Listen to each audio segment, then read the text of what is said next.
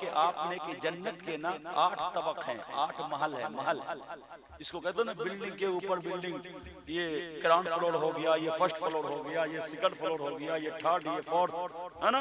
इसलिए 8 मंजिल हैं जन्नत के।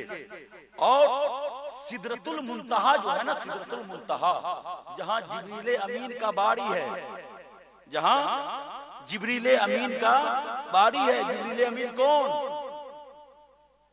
फरिश्ता है ना, जो वही खुदा को लेकर करके आते थे, मुस्तफा जाने रहमत तक पहुंचा दिया करते थे। ये वो फरिश्ता है जिब्रील अमीन, जो मुस्तफा के साथ हजर में भी रहे और सफर में भी रहे, साथ साथ रहने वाले। यहाँ तक के शबे मेराज इसी रजब के महीने में 27 तारीख को जब मुस्तफा अपने रब का दीदार निजेर चौक से करने गए थे, उस वक्त भी जिब्रील अमीन सिदरतुल मुंतहा, उस वक्त भी जिब्रील अमीन सिदरतुल मुंतहा तक गए थे। तो सिदरतुल मुंतहा जिब्रील अमीन का बाड़ी, और जहां जिब्रील अमीन का बाड़ी सिदरतुल मुंतहा है ना, उसी के बिल्कुल मुकाबिल में यहाँ जिब्रील अमीन का बाड़ी, तो इधर जन्नत का ग्राउंड फ्लोर, नीचे का फ्लोर, नीचे का फ्लोर। मैं बताता हूँ कि माँ की अजमत क्या है। ग्राउंड फ्लोर है, जिब्रील अमीन का बाड़ी है, सिदरतुल मुंतहा, और बिल्कुल मुकाबिल में जन्नत का ग्राउंड फ्लोर होगा, और जन्नत के 7 तबके होंगे। अरे अपनी माँ को सातों जन्नत के महल के ऊपर खड़ी कर दो और देखो कि माँ की शान क्या है। जन्नत नीचे होगी, जन्नत नीचे होगी, 7 फ्लोर जन्नत की नीचे होगी, और माँ का कदम जन्नत के 7 तबक के ऊपर। ये माँ का मकाम है। और आज हम लोग क्या माँ को माँ समझते? नहीं, माँ तो कुछ है ही नहीं, वो तो बुढ़िया हो गई, है ना, और बाप जो बुढ़वा हो गया।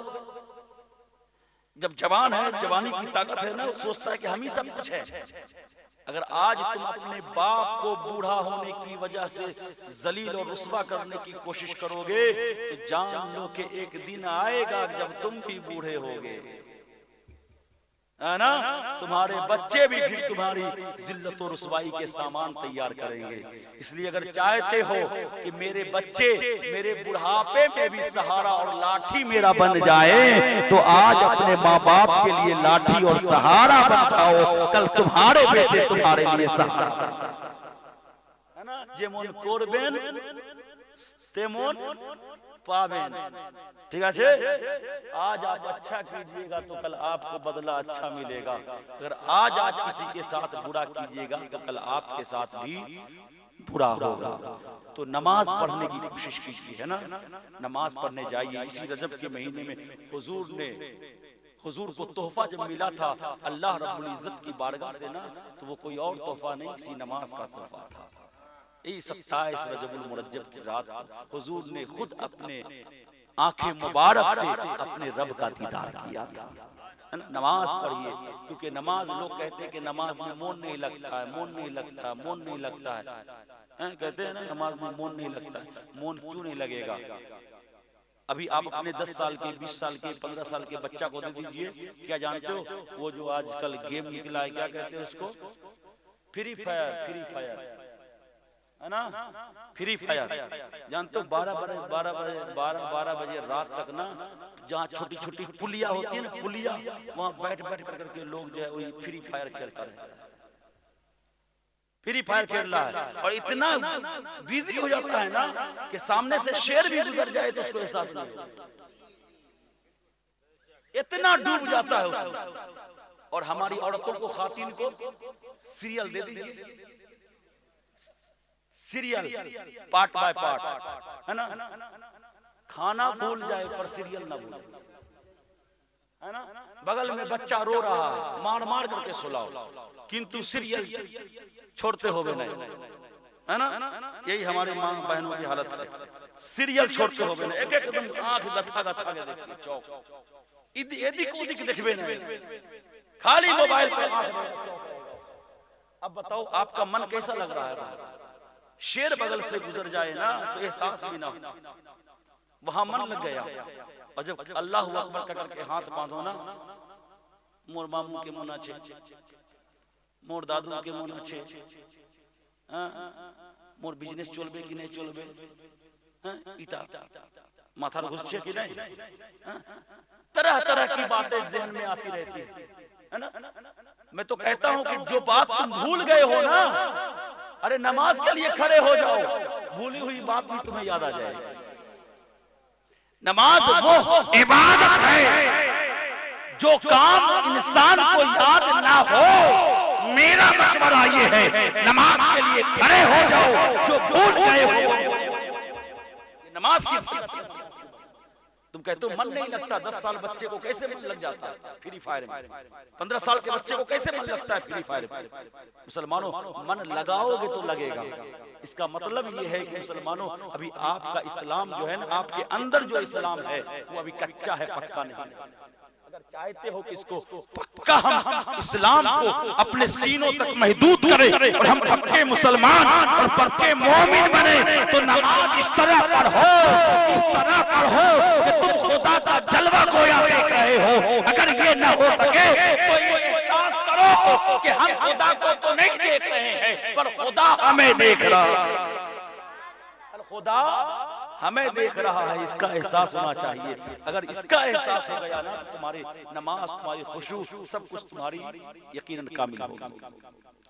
मस्जिद में दिए ना टका, अल्हम्दुलिल्लाह, देना चाहिए। मस्जिद अल्लाह का घर है, देना चाहिए।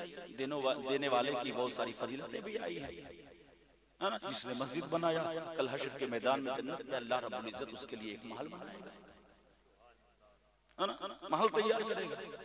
लेकिन मुसलमानों, क्या आप दिल पर हाथ रख करके बताओ, आप खुद सोचो कि हमारे इस इलाके में, इस इलाके छोड़ो, आपके अनंतो कोठा में मेरे गुमान से तकरीबन 3 से 4 मस्जिद हैं। 4 मस्जिद होंगी, 4 मस्जिद से भी ज्यादा, 6 मस्जिद। अल्लाह, कितनी मस्जिद? 6 मस्जिद है। अब बताओ, उन 6 मस्जिदों में अगर जोहर के टाइम में, असर के टाइम में आप जाकर के देख लो, तो किसी में तो एक को नहीं मिलेगा। बेचारा इमाम साहब खुदे वजू करता है, खुदे आता है, अजान दे देता है, नमाज पढ़ता चल देता है। ऐसी भी हालत होती है किसी किसी मस्जिद। अरे मैं तो अपनी बात कहता हूँ कि मैं जिस मस्जिद का इमाम हूं ना, उस मस्जिद में भी जमात नहीं होती। क्या करेंगे?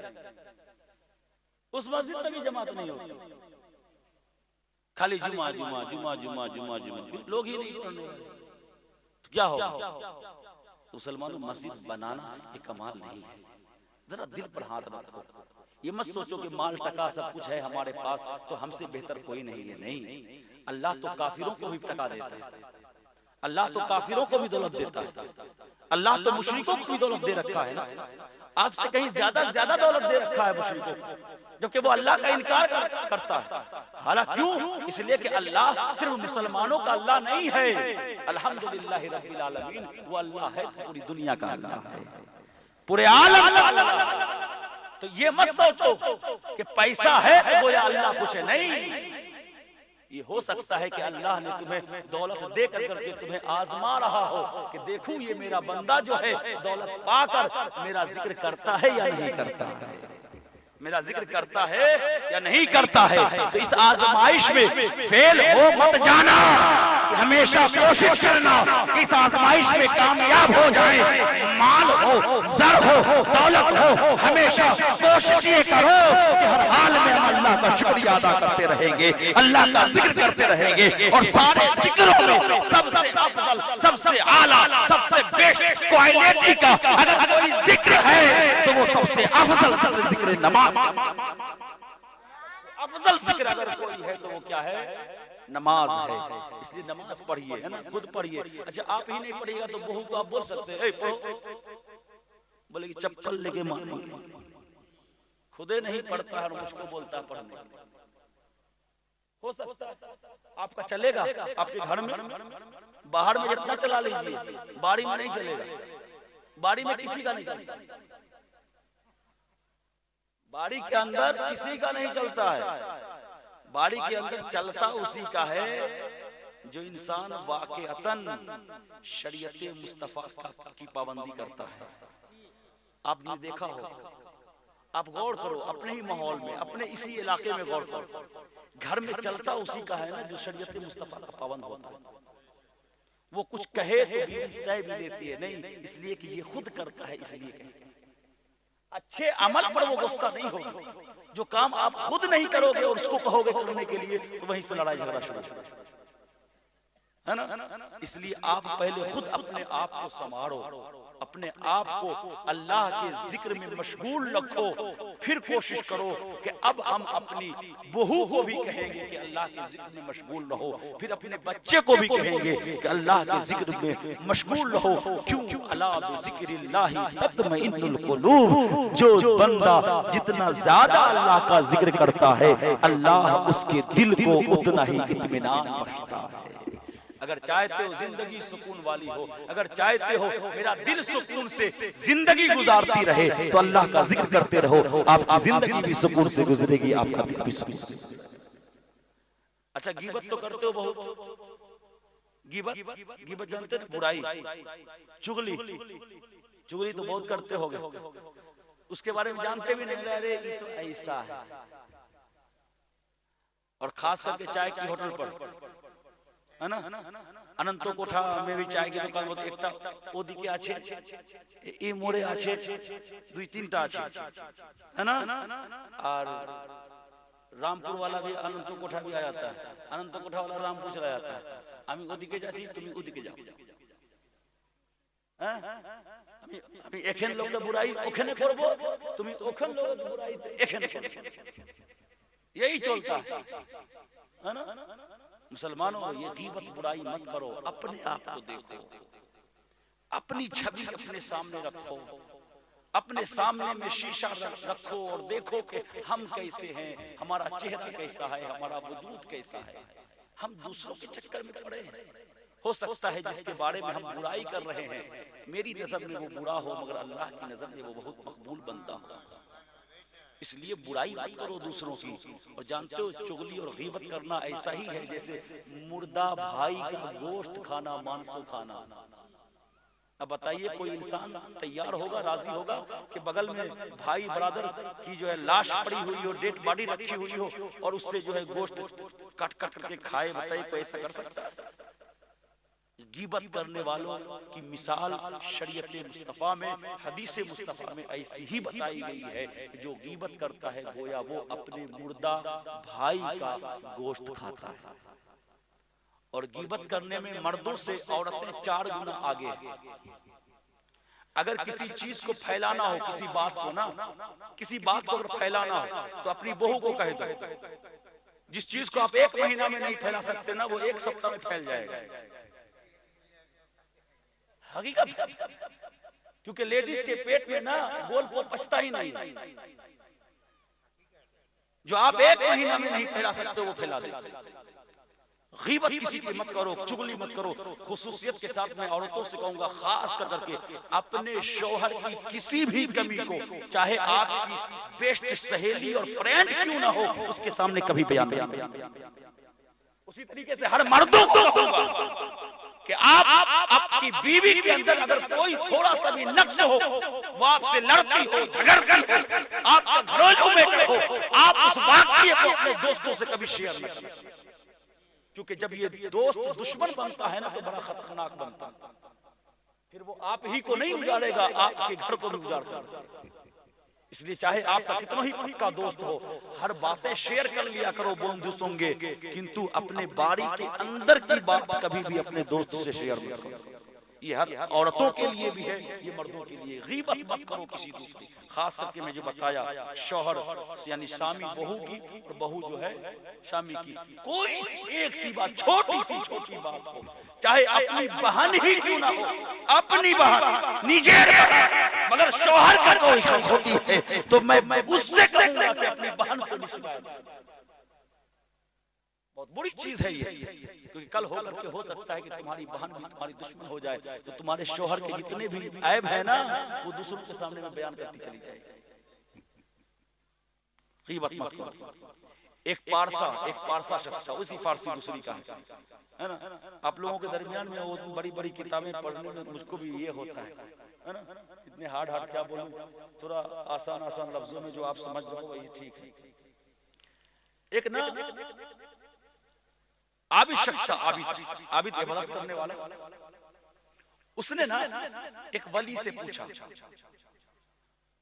कि अच्छा तीसरे शख्स के बारे में, उन मनुष्य के बारे में, अच्छा वो मानुष जे আছে আপনার কি খেয়াল আছে, ও মানুষ কেমন আছে, আপনি বলেন ও মানুষ কেমন আছে, क्योंकि आप जो बोलिएगा वही मैं उस पर अमल करूंगा। अगर अच्छा होगा तो उसके करीब जाऊंगा, काछे जाऊंगा, अगर अच्छा नहीं होगा तो काछे नहीं जाऊंगा। कैसा आदमी है वो? तो देखो अल्लाह के वली ने कहा, तीसरे आदमी के बारे में पूछ रहा था ना, अगर आपसे आपका फ्रेंड पूछा अच्छा वो आदमी कैसा है, तो आप तो सब फ्रेंड को बता दोगे अरे वो तो चोरी भी किया था, अरे हम दोनों गए थे फिल्म देखने के लिए, मूवी देखने गए थे। अब जो भी उसकी जो है जो ऐब था ना, जो छुपी रहनी चाहिए, उसको अपने फ्रेंड के सामने। लेकिन देखो अल्लाह के वली ने हमें क्या दर्श दिया। एक फारसी की दूसरी है, छोटी सी किताब है, गुलिस्तां से चुनी चुनी हुई बातें उसमें लिखी गई है। उस वली ने कहा कि सुनो, जाहिर में मैं उसके ऐब नहीं देखता, ऐब माने कोई खोती जो कहते हैं ना, जाहिर यानी जाहिर में ना उसकी जिंदगी में कोई ऐब नहीं दिखता है। वो जब बोलता है ना तो अच्छा बोलता है, जब वो बोलता है ना तो मीठा बोलता है, किसी से लड़ता नहीं है, किसी से झगड़ता नहीं है, किसी को गाली नहीं देता है, मिठा कोथा नहीं कहता है। तो जाहिर में मैं उसके कोई ऐब नहीं देखता हूँ, और जो बातिन है ना छुपी हुई, मैं उसका इल्म नहीं रखता, मैं उसका इल्म नहीं रखता, नॉलेज नहीं रखता हूँ, और जिस चीज का मैं नॉलेज नहीं रखता हूँ उस चीज को मैं कह नहीं सकता। ये क्या वली ने दर्श दिया कि जो चीज तुम मत जानो, नहीं इल्म हो, उसको किसी के सामने बयान मत करो, क्योंकि अगर बयान करोगे तो यही गीबत हो जाएगा, यही चुगली है ना। और गीबत और चुगली मुर्दा भाई गोश्त के खाने के बराबर है। मुसलमानों, अनंतो कोठा के मुसलमानों और अनंतो कोठा में आए हुए पूर्व जवार के मुसलमानों और खवातीन इस्लाम, आपसे हमारा आज एक ही छोटा सा आपसे रिक्वेस्ट है कि आप बड़े बड़े जलसे करते हो, जलसों में सुनने के लिए आते हो, लेकिन जलसा सुन करके भी आपके लिए कोई फायदा नहीं है जबकि सुनने के बाद उस पर अमल न किया जाए। तो आज मैंने कई बातें आपके सामने रखी कि हम जो बेहतर उम्मत है ना, वो अपने वजह से नहीं है, क्योंकि हमारे अमल अच्छे नहीं है। हम तो गालियां देते हैं, हम तो झूठ बोलते हैं, हम तो वादा खिलाफी करते हैं, तो हम अच्छे कैसे हो गए? तो जानते हो, हम जो अच्छे हुए ना वो फकत अपने नबी के सदके में अच्छे हुए हैं, इसलिए कि हमारा नबी सारे नबियों में सबसे अच्छा है, इसलिए उस नबी की हम उम्मत सारी उम्मतों में अच्छे हुए। ये हमारा कोई करिश्मा नहीं है, हमारा कोई काज नहीं है, ये अगर फजल है तो खुदा का है और वसीला है तो मोहम्मद मुस्तफा का है कि हम सारे नबियों में सबसे अफजल हो गए। रिक्वेस्ट यही है मुसलमानों, जब अल्लाह ने हमें सारे नबियों की उम्मती में सबसे अफजल उम्मत बनाया है, तो हमें चाहिए कि हम भी सबसे अच्छे बन करके रहें। और सबसे अच्छा कौन होता है जो गाली ना दे, सबसे अच्छा कौन होता है जो मिठा कोथा ना बोले, सबसे अच्छा कौन होता है जो वादा करके वादा खिलाफी ना करे, सबसे अच्छा कौन होता है जो माँ बाप की खिदमत करे, माँ बाप की इज्जत करे, सबसे अच्छा कौन होता है जो छोटों के साथ प्यार से पेश आए, सबसे अच्छा कौन होता है जो गरीबों को देखे तो खाना दे दे, सबसे अच्छा कौन होता है जो भूखों को देखे तो खाना खिला दे और नंगों को देखे तो उसे कपड़ा पहना दे, सबसे अच्छा कौन होता है जब मस्जिद से अजान की सदाएं बुलंद हो जाए तो सारे काम काज को छोड़ करके वो कहीं और मसरूफ ना हो, अगर मसरूफ हो तो फकत जिक्र खुदा में मसरूफ हो जाए। सबसे अच्छा इंसान वो होता है। आज तो हम कर्ज लेते हैं और कर्ज लेकर करके भूल जाते हैं। मुसलमानों, कर्ज लेकर के कर्ज भूल जाने की गलती और गुस्ताखी मत करना, इसकी बहुत बड़ी सजा है। आज लोग मर जाते हैं ना, मरने के बाद बेटा कहता है मैयत के सामने खड़ा होकर के, मोर बाबा है ना, मेरा बाप जिससे जिससे कर्ज लिया था আমি তো আছি, আমাকে বলবেন আমি দিয়ে দিয়ে, কিন্তু एक साल 2 साल हो जाता है देवे नहीं देता, खाली जनाजा के सामने खड़ा होकर के मौलवी साहब लोग को भी बुलवा देता है, आप बोल दीजिए, आप बोल दीजिए, मौलवी साहब बोल देता है। अब मौलवी साहब बोलने के बाद बेचारा वो खोजते रहता है कि कहाँ गया उसका वारिस, कहाँ गया उसका वारिस। कभी कभी जब दिमाग खराब होता है तो जाओ बाप से मांग लो, अब बचाओ, वो कब्र खोद करके मांगेगा। कैसे मांगेगा बाप से? तुम्हारा बाबा तो कब्र में चला गया। और जनाजे में खड़े होकर के मुंह लटका के कहता है जिससे जिससे मेरा बाबा कर्ज लिया था मोर काछे आसबे ना आमी दिए दीबो। अबे पता चला कि वो गायब हो गया। और फिर चहारुम चलिस्मा करेगा 1-1 लाख। चहारुम चलिस्मा क्या करेगा? 1-1 लाख का करेगा। 25,000 के गाय पूरी अनंतों को उठा को दिखाएगा। बाबार चहारुम आछे 50 किलो चावल का कट्टा एकदम सबसे बेस्ट क्वालिटी का चावल लाएगा, राइस लाएगा। पूरे गांव बस्ती वाले को दावत देगा, पूरे बस्ती वाले को खिलाएगा चहारुम, है ना, ताकि दुनिया वाला कहेगा हाँ बाप से बहुत मोहब्बत करता था। अब बेचारा जिससे कर्ज लेकर के गया अब आप ना उसी कर्ज को देगा ही नहीं। एक बात अपने ज़हन में रखो मुसलमानों, सबसे पहले आप हर बेटे वारिस पर ये जरूरी है कि अपने बाप के कर्ज को अदा करें, क्योंकि मरने वाले की रूह खुदा के हुजूर में उस वक्त तक नहीं पहुंचती है जब तक कि उसके वारिस अपने माँ और बाप के कर्जे को अदा नहीं कर देता है। दूसरी चीज चहारुम और चलिस्मा करना ये नफल है। नफल क्या है? नफल है। और कर्ज को दे देना, लौटा देना ये वाजिब। कर्ज की अदायगी जिससे हमने कर्ज लिया उसको वापस करना क्या है? ये वाजिब है। और ये चहारुम चलिस्मा करना ये क्या है? नफल है। मुसलमानों अगर चाहते हो कि अल्लाह के हुजूर में हमारा मकाम बेहतर हो और हमारे बाप के कब्र में आलो हो जाए तो ये पहले करो कि चहारुम में अगर कमी हो जाए तो कम कर देंगे, मगर बाप ने जिससे कर्ज लिया है पहले उसके कर्ज को लौटाओ। कि पहले कर्ज को लौटाओगे तो तुम्हारे बाप के रूह को खुशी मिलेगी, है ना। ये कोशिश करो। चहारुम में हम क्या करेंगे? 2-4 ही तालिबे इल्मों को बुला कर करके हम इसाले सवाब का फातिहा कर लेंगे, काफी है। ये किसके लिए काफी है? ये उस शख्स के लिए जिसके बाप इस दुनिया से कर्ज लेकर के गए। जो हम चहारुम में खर्च करेंगे उसी पैसे को बचा कर करके हम सबसे पहले कर्ज को अदा करेंगे, क्योंकि कर्ज का अदा करना वाजिब है। चहारुम और चलिस्मा करना ये क्या? नफल है। और नफल और वाजिब में टकराव पैदा हो जाए तो नफल को छोड़ा जा सकता है और वाजिब पर अमल किया जा सकता है। वाजिब पर अमल किया जाएगा और नफल को छोड़ दिया, है ना। अल्लाह रब्बुल इज्जत से दुआ कीजिए कि अल्लाह रब्बुल इज्जत हम सबको हक सुनने, हक बोलने, हक पर अमल करने की तौफीक और रफीक अता फरमाए। अस्तगफिरुल्लाह रब्बी मिन कुल्लि ज़ंबिन व अतूबु इलैहि व मा अलैना लिल बलाग व आखिरु दअवाना अल्हम्दुलिल्लाहि रब्बिल आलमीन। अस्सलामु अलैकुम।